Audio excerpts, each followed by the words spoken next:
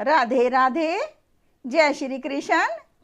मैं नीरू तनेजा आज आपको श्रावण मास के कृष्ण पक्ष की कामिका एकादशी व्रत कथा सुना रही हूँ।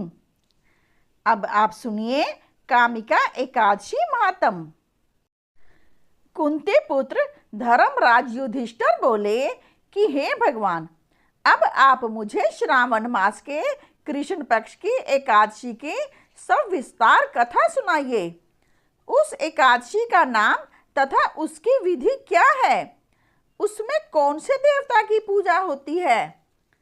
श्री कृष्ण भगवान बोले, हे राजन, मैं इस एकादशी की कथा कहता हूँ, ध्यान पूर्वक सुनो।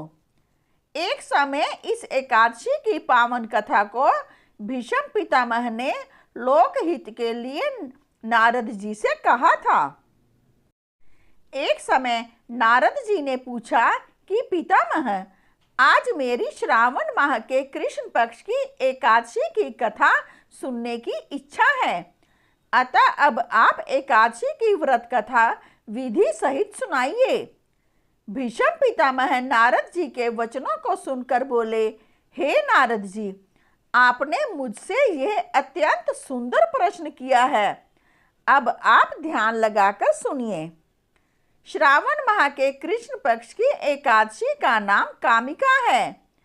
इस एकादशी की कथा के सुनने मात्र से ही वाजपेयी यज्ञ का फल मिलता है। कामिका एकादशी के व्रत में शंख चक्र गदाधारी विष्णु भगवान की पूजा की जाती है। जो मनुष्य इस एकादशी को धूप दीप नैवेद्य आदि से भगवान विष्णु की पूजा करते हैं, उन्हें गंगा स्नान के फल से भी बड़ा फल मिलता है। यही फल सूर्य चंद्र ग्रहण, केदार और कुरुक्षेत्र में स्नान करने से मिलता है। वह फल भगवान की पूजा करने से मिल जाता है। भगवान की पूजा का फल श्रावण माह के कृष्ण पक्ष की एकादशी के फल के बराबर है।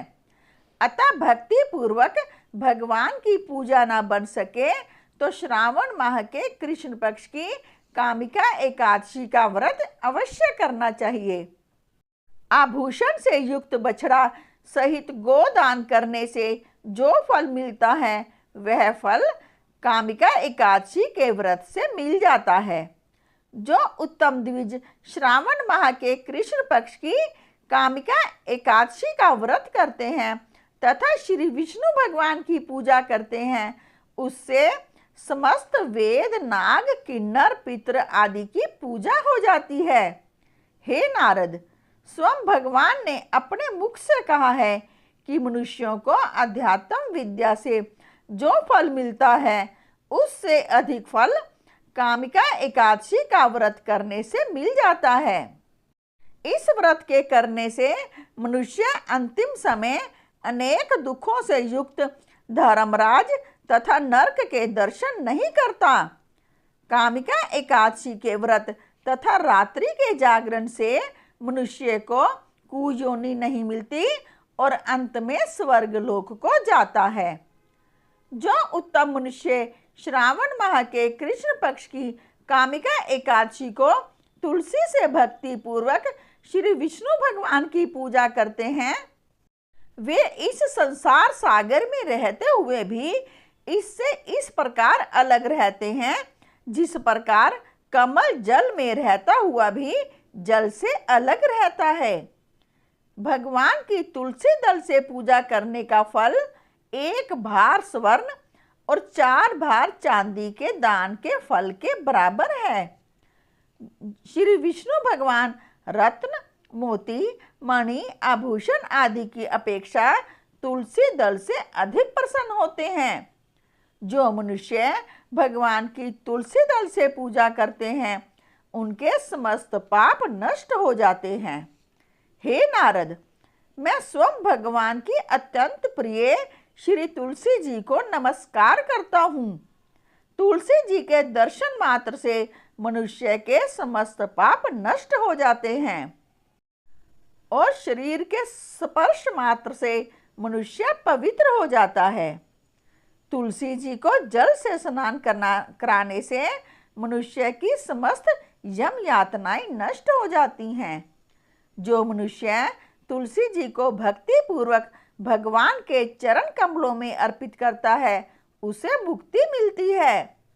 जो मनुष्य एकादशी के दिन भगवान के सामने दीप जलाते हैं उनके पितृ स्वर्गलोक में सुधा का पान करते हैं।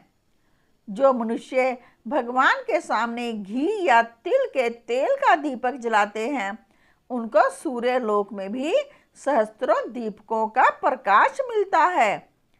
इस व्रत के करने से ब्रह्म हत्या, ब्राह्मण हत्या आदि सभी के पाप नष्ट हो जाते हैं और इस लोक में सुख भोग कर अंत में विष्णु लोक को जाते हैं।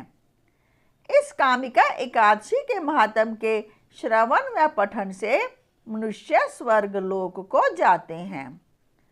बोलो विष्णु भगवान की जय, श्री कृष्ण भगवान की जय। अब आपसे अनुरोध है कि यदि आपने मेरे इस चैनल को सब्सक्राइब नहीं किया तो कृपया लाइक के बटन के साथ साथ सब्सक्राइब का बटन भी अवश्य दबाएं।